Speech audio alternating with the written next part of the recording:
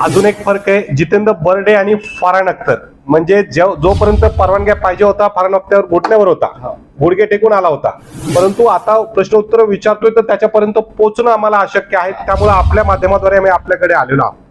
चारित्र्य हनन व लव जिहादचं हे प्रकरण आहे म्हणून आपल्या समोर बसलेलो आहे. माझ्या बाजूला बसलेली महिला ही एक फिल्म ऍक्टर आहे. आज ती एक समाजसेविका म्हणून समाजात काम करते, परंतु तिचं चारित्र्य हनन करून लव जिहादचा प्रकरण दाखवायचा प्रयत्न फिल्म ऍक्टर फरहान अख्तर व इतर लोकांनी केलेला आहे. या संदर्भात ही महिला न्याय मागत आहे. जे पूर्वी चित्रपट यायचे छोटे, त्या चित्रपटावरून प्रेरित होऊन फरहान अख्तरने मालेगाव का सुपरमॅन असा एक नवीन चित्रपट बाजारात आणलेला आहे. त्याचं चित्रपटाचं बाजारीकरण करण्यासाठी पिक्चर मोठ्या प्रमाणात चालावं म्हणून ह्या फिल्म ऍक्टर तृप्ती मॅडमचं चारित्र्य हनन केलेलं आहे. जर हे थांबलं नाही तर आम्ही पुढील न्यायालयीन कार्यवाही करू. तृप्ती मॅडम त्यांच्या शब्दात आपल्या समोर सांगते. मी एकच सांगते की मी चित्रपटाच्या अगोदर काम करत होते. चित्रपट झाल्यानंतर माझं काम बंद झालं आहे. मी मालेगाव मध्ये काही जास्त फिल्म नाही केलेली, मोजकीच फिल्म केलेली आहे. आणि नासिर जे आहे त्यांनी मला या चित्रपटासाठी बोलवलं आणि माझं काही 4-5 दिवसात काम झालं. आणि मी चित्रपट करत असताना डॉक्युमेंटरी पण चालू होती त्या चित्रपटाची आणि ती जगभर प्रसिद्ध केली. त्यांनी दूरदर्शनला दाखवली, डिस्कवरीला दाखवली आणि त्याला भरपूर पारितोषिकही मिळाले. पण आम्हाला वाटलं ठीक आहे, छान आहे आणि झालं चांगलं, प्रसिद्धी मिळते म्हणून आनंद वाटला. पण त्यानंतर मग माझं शूटिंग संपलं आणि माझं लग्न झालं. मी आली त्यानंतर पुण्यात आले. मग पुण्यात कालांतराने 2022 मध्ये त्यांचा मला कॉल आला की मॅडम आम्ही याची बायोपिक करतो आहोत आणि जोया अख्तर आणि फरहान अख्तर ह्या चित्रपटाचे निर्माते आहेत. मी म्हटलं ठीक आहे. मग ते म्हणे तुमचं काही ना हरकत नाही ना. मी म्हटलं काही माझी हरकत नाहीये. मग त्यांनी त्यासाठी माझा ना हरकत दाखला घेतला आणि तो मी त्यांना दिला. पण जेव्हा चित्रपट आल्यावर त्यांनी मला कळवलं पण नाही की चित्रपट रिलीज कधी होतोय काय, फक्त होतो. मी विचारत होते होतोय येतोय. पण एक दिवस असंच मी बघितलं की अभिरुची मला पोस्टर दिसलं की अरे हा चित्रपट लागलाय. तर मी चित्रपट बघायला गेले आणि चित्रपट बघत असताना म्हणजे सगळं चुकीचं दाखवलंय. मी जो रोल केला होता तो फक्त त्या गाण्यामध्ये 5 मिनिटाचा दाखवलेला आहे आणि त्या व्यतिरिक्त सगळी चुकीची घटना त्या चित्रपटात 1-2 तास दाखवलेली आहे. माझं हे म्हणणं आहे की यांनी असं का करा, म्हणजे का केलं असं यांनी. आणि त्यांनी ज्यासाठी मला त्यांनी सांगितलं की तुमचं ना हरकत मला हवी बॉ NOC. तर मी म्हटलं माझ्या मिस्टरांशी तुम्ही बोला, ते काय ते सगळं सांगतील तुम्हाला. मग त्याप्रमाणे माझे मिस्टर त्यांच्याशी बोलले आणि ते पुढे. नमस्कार, मी जितेंद्र बर्डे. ही घटना 2006 ला सुरू झाली होती. 2006 ला घटना सुरू झाली होती. माझी मिसेस आहे तृप्ती जितेंद्र बर्डे. तर त्यावेळेला आम्ही रिलेशनशिप मध्ये होतो. घरच्यांच्या परवानगीने आम्ही लग्न करणार होतो. फक्त सेटलमेंटसाठी आम्ही थांबलेलो. त्यावेळेला मी स्वतः त्यावेळेला माझ्या मिसेसला घेऊन धुळ्यावरनं मालेगावला जायचो, शूटिंग करायचो आणि परत तुला घरी सोडायचो संध्याकाळच्या. त्यावेळेला त्या सिनेमावर एक डॉक्युमेंटरी फिल्म झाली होती, मालेगाव का सुपरमॅन. आणि ती डॉक्युमेंटरी मध्ये मी सुद्धा आहे. मी आता दाखवल्याप्रमाणे मी त्यावेळेचे एव्हिडन्स पण आहेत माझ्याकडे. मी होतो तिथं. आणि मग कालांतराने आम्हाला जेव्हा 2022 ला आमचं लग्न झालं, मुलगा झाला, फोन आला की असं तुमचा ना हरकत दाखला हवाय. मी त्यांना सांगितलं की ना हरकत दाखला देतो, परंतु स्क्रिप्ट आम्हाला वाचायला मिळाली पाहिजे आणि सिनेमा दाखवला गेला पाहिजे. तो त्यांनी आम्हाला दाखवलाच नाही किंवा कळवलंच नाही. आम्हाला वाटलं वेळ लागत असेल, काही टेक्निकल प्रॉब्लेम असेल, मी दिग्दर्शक आहे तर त्याच्यामुळे आम्ही तो विषय बाजूला ठेवला. परंतु आता 7 मार्चला ज्यावेळेला अभिरुची मॉलच्या बाहेर आम्ही पोस्टर बघितलं त्यावेळेला आम्ही सरप्राईज झालो आणि सिनेमा बघायला गेलो. तर सिनेमामध्ये हिचं चरित्र पूर्णपणे बिघडवण्यात आलेलं आहे आणि जे सिनेमामध्ये कलाकार आहेत ते सगळे मुस्लिम समाजाचे दाखवण्यात आलेले आहेत. ते खूप चांगल्या संस्काराचे दाखवण्यात आलेले आणि त्याच्यामध्ये ही एक हिंदू कलाकार त्याच्यामध्ये इन होते. तर त्यावेळेला आमचं लग्न झालेलं होतं तरी हिचं लग्न दाखवण्यात आलं. आम्हाला मुलगा नव्हता तरी हिला मुलगा दाखवण्यात आला. हिचे मिस्टर हिला घरी मारहाण करतात म्हणून ही कामाला जाते, म्हणून ही डान्स करते, म्हणून ही सिनेमात काम करते आणि मग ही एका मुस्लिम मुलाच्या प्रेमात पडते आणि नवऱ्याला डिवोर्स घेण्यासाठी प्रयत्न करते.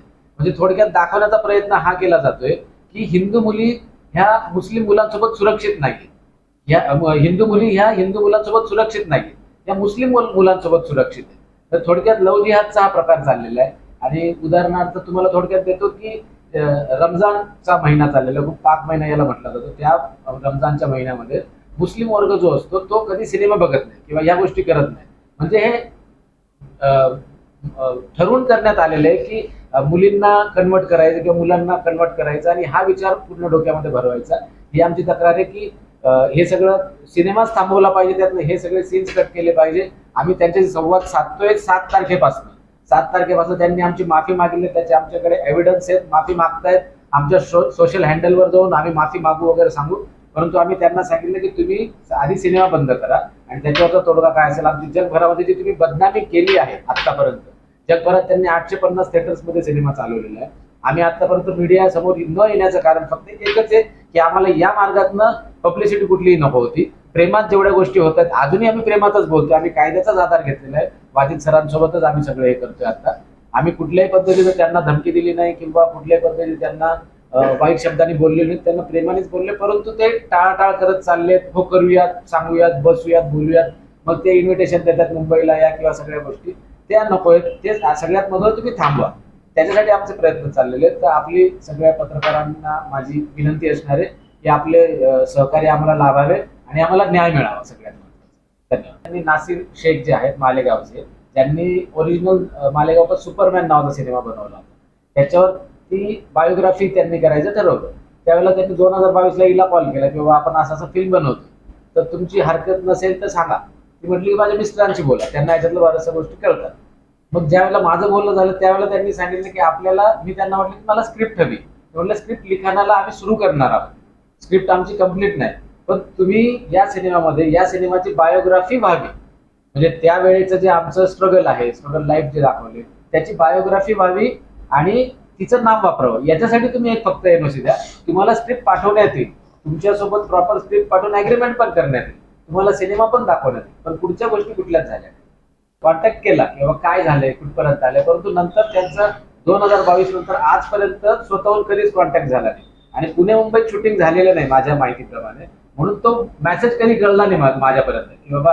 आणि मी मराठी इंडस्ट्रीत काम करतो, मराठीतले बरेचसे लोक किंवा आमचे ग्रुप्स आहेत, कोणतं शूट कुठं चाललंय ते कळतं आम्हाला, परंतु हे हिंदी बॉलिवूडचं आहे, त्याच्यामुळे त्यांनी ते कुठे केलं मला अजूनही माहिती. अजून एक फरक आहे, जितेंद्र बर्डे आणि फरहान अख्तर, म्हणजे जोपर्यंत परवानग्या पाहिजे होता फरहान अख्तर घुटण्यावर होता, गुडघे टेकून आला होता, परंतु आता प्रश्न उत्तर विचारतोय तर त्याच्यापर्यंत पोहोचणं आम्हाला अशक्य आहे. त्यामुळे आपल्या माध्यमाद्वारे आम्ही आपल्याकडे आलेलो आहोत.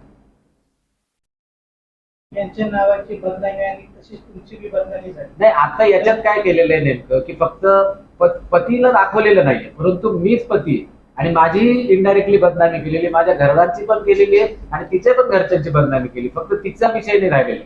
आणि प्रॉपर हिंदू धर्माच्या भावनाही दुखवलेल्या आहेत की आज तुम्ही काय म्हणजे काय तुमचा विचार काय की तुम्ही लोकांना दाखवण्याचा काय प्रयत्न करताय.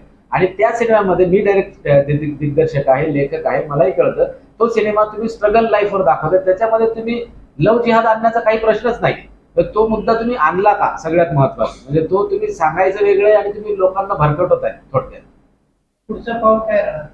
पुढचं पाऊल आता आम्ही ते कट नाही केले तर आम्ही माननीय दिवाणी न्यायाधीश पुणे यांच्याकडे प्रकरण दाखल करणार, त्यांच्यावर फौजदारी दाखल करणार, तसंच त्यांचं चारित्र्य हनन केलं म्हणून योग्य त्या नुकसान भरपाईसाठी प्रकरण दाखल करणार. सध्या मी या चित्रपटाच्या बाबतीत तोच विषय बोलेल की खरंच आहे, मी ऍडव्होकेट वाजिद खान, मी स्वतः जातीने मुसलमान असून सुद्धा मी जेव्हा चित्रपट बघितला तर बर्डे साहेबांचा तो अँगल बरोबर होता. म्हणजे जी गोष्ट खोटी आहे नाही का, जी गोष्ट चुकीची आहे त्याला बोलण्याची हिंमत आणि ताकद या वाजिद खान मध्ये आहे. मी बर्डे साहेबांचा फॅमिली लॉयर आहे आणि बऱ्याच वर्षापासून मी त्यांच्यासोबत काम करतो आणि चित्रपट पाहत असताना बऱ्याच प्रकारे ती भूमिका मला जाणवली गेली.